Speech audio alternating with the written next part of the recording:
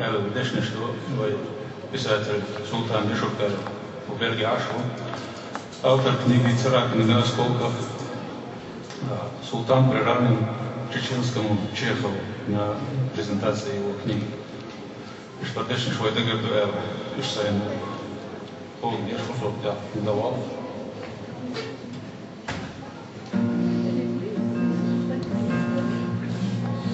سمخدو غينخدو أموي غينخدو دايباتشو مخا دايباتشو مخا دوانا شيلادو دكويلا هيلايو